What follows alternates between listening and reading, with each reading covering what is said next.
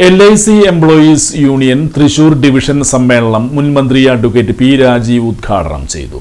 കൊടുങ്ങല്ലൂർ വ്യാപാര ഭവൻ ഹാളിൽ നടന്ന LIC എംപ്ലോയീസ് യൂണിയൻ തൃശൂർ ഡിവിഷന്റെ 17ാം ഡിവിഷണൽ സമ്മേളനം മുൻ സംസ്ഥാന വ്യവസായ വകുപ്പ് മന്ത്രി അഡ്വക്കേറ്റ് പി രാജീവ് ഉദ്ഘാടനം ചെയ്തു. അതേ കാര്യം തന്നെ അവതരിപ്പിക്കാനായിട്ട് തുടങ്ങുകയും ചെയ്യും. ഒരു സമരം കഴിഞ്ഞ് നമ്മൾ മുദ്രാവാക്യം വിളിച്ച് ആഹ്ലാദപ്രകടനം നടത്തി വീണ്ടും ജോലിയിലേക്ക് എത്തുമ്പോഴായിരിക്കും അടുത്ത ബില്ലിലേക്ക് അവരെത്തുന്നത്.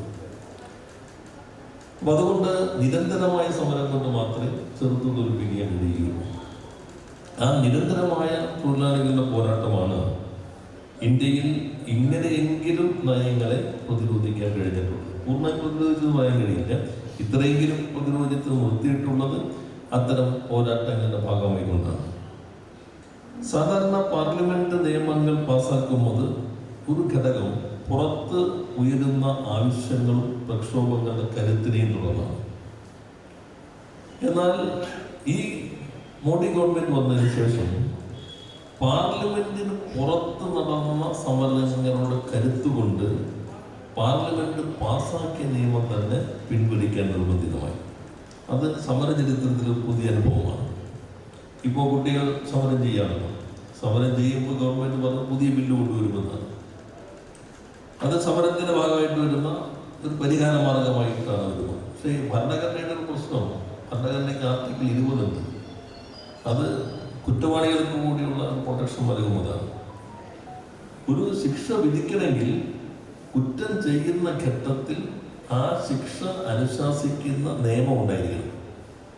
ഇപ്പൊ നിങ്ങൾ ഇന്നലെ ഒരു കുറ്റം ചെയ്തു, ഇന്ന് ആ കുറ്റത്തെ കടുപ്പമുള്ള ശിക്ഷ ഉറപ്പുവരുത്തുന്ന ഒരു നിയമം പാസ്സാക്കിയാൽ അതിന് റെട്രോസ്പെക്റ്റീവ് എഫക്റ്റ് കൊടുക്കാൻ പറ്റില്ല.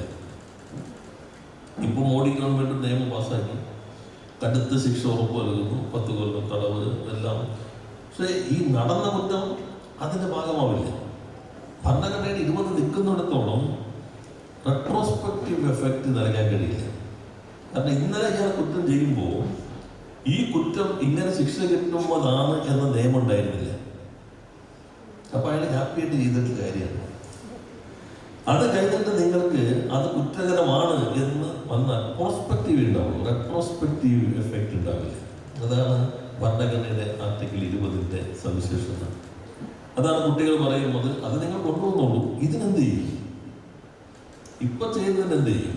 സമ്മേളനത്തിന്റെ ഭാഗമായി രാവിലെ പതാക ഉയർത്തി. തുടർന്ന് നടന്ന ഉദ്ഘാടന ചടങ്ങിൽ സംഘാടക സമിതി ചെയർമാൻ TK രമേഷ് ബാബു സ്വാഗതം ആശംസിച്ചു. Thrissur division president KR Vini അധ്യക്ഷത വഹിച്ചു.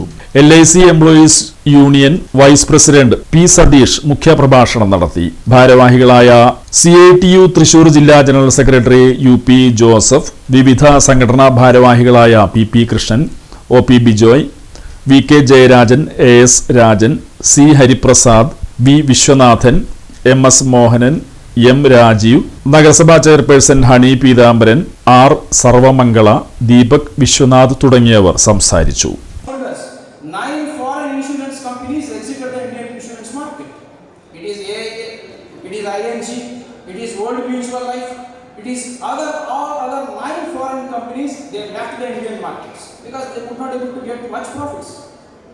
The question today, where are these private insurance companies today?